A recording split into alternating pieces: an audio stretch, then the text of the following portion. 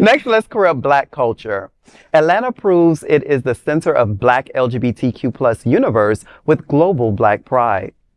The Empire City of the South seems to also be the heart of growing Black LGBTQ plus community. Atlanta will host its first inaugural U.S. event for Global Black Pride later this year from August 27th to September 2nd.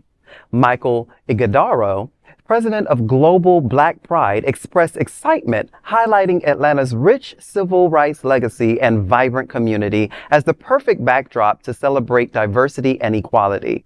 Malik Brown, Atlanta's LGBTQ Affairs Director, hailed the city as a beacon for human rights and LGBTQ plus equality.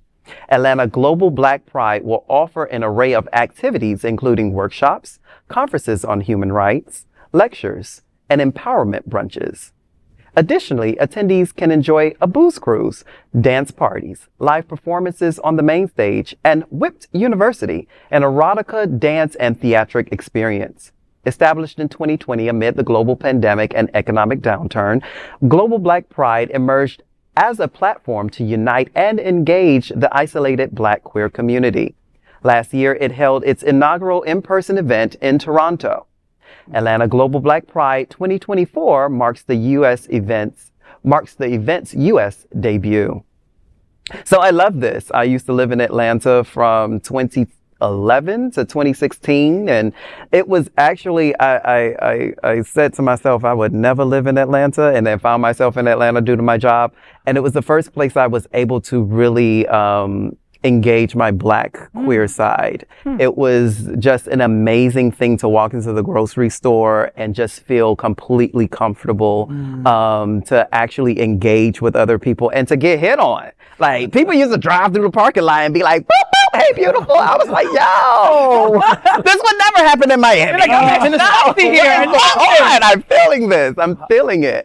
So I'm loving this. I'm loving this event. Yeah. Well, look, you know, I am not a Black queer boy like you are, right? But going to Atlanta, I've also felt the love of the community there, right? And it's like, and Atlanta knows how to party. Oh my God, yeah. their strip clubs are amazing. Okay, sorry, it's not about strip Come on, Magic. Sorry about but it's just, they know how to party. So when I think about Global Black Pride, this is the best place for you to start. I can't think of another city in U.S. that is better equipped and ready for this kind of a monstrous action that this is going to bring, you know? And I hope it's not the only time that they do this, because it's the first time that they're in the U.S. They were originally in Canada, you know, and they're like, let's try out the U.S. Where are we going? We're going to ATL, baby, because that's what it's all about. They did the research. You know, I want to go to that erotica dance thing. Oh, yeah, yeah. Right? That's what's about my eye. You want to host that, don't lie.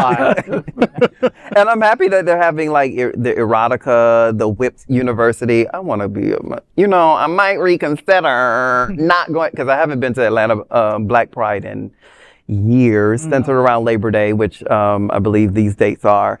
But I mean, this might change my mind. Now, this booze cruise thing. Oh, can we talk about that? I really want to know where y'all having it, because the only place to have a cruise is Lake Lanier, and that's not the best place to be on. Like, I'm not a fan of getting on Lake Lanier. So historically, stuff has happened on that lake, right? Historically, that is a drowned lake of a black town was drowned. Okay, if you don't know the history, there are hundreds of lakes in the U.S. where they drown black towns and created lakes, even in Florida. Yeah. Lake Lanier is one of the most popular ones, and it's also one of the places where you have the most drownings and freak accidents and things. So it's haunted. I believe them ancestors are down there like, girl, now y'all know better. Yeah. So I'm praying that that's not where the booze cruise is. But I don't know. It's like the Bermuda Triangle, that kind of thing? Like, it's more just like, you know, it's just like a haunted lake. Like, you know how a lot of the U.S. is haunted because it's built on like indigenous area? It's just like the same thing, but with black people, kind of. And those energies are there. Oh, yeah. I remember I drove to Atlanta once from Florida up 75. Never again. I do 95 all the time. I will do that little clip of 95, no problem. But that west side, I remember driving. I'm holding the steering wheel. And we're driving by, and first things first, why do y'all's rest stops look like plantations? They literally had the old White House on the hill, and it says Plantation House. No. And I'm like, I can hear the ancestors like whispering in my ear. Like, Telling you run. keep going, baby. Keep going. Don't stop. You'll make it through. I swear. And then we picked up my friend. She's white. I had her drive. I was like, I'm not. Oh, wow. I don't even know where she's at. You drive. I'm sorry. That's it. I do feel safer when I get inside Atlanta city limits. Yep. It's so funny when I'm driving up to Atlanta, as soon as I cross Macon, everybody knows. As soon as you cross Macon and you get like, it's kind of sort of the outskirts of the Atlanta airport. You're like, I can breathe again. I'm here. I'm here. I'm almost there. And you know, with all they say about Florida, that's also how I feel driving into Florida from It's Georgia. the same thing. Panhandle. Same thing. You Panhandle. cross Yeah. that Florida, Georgia, that St. Mary's River, Yeah. and I'm like, whew, take cruise control off, speed up a little bit, like Right? you feel like you're like, okay, I'm safe. Wow. You can breathe. But I honestly think that this global Black Pride is going to be fantastic. I wish them all the luck for their inaugural in the U.S. Yeah. Kick ass. Okay, it goes good this year. Me and Jamal go next year. Yeah. Right? I'm down.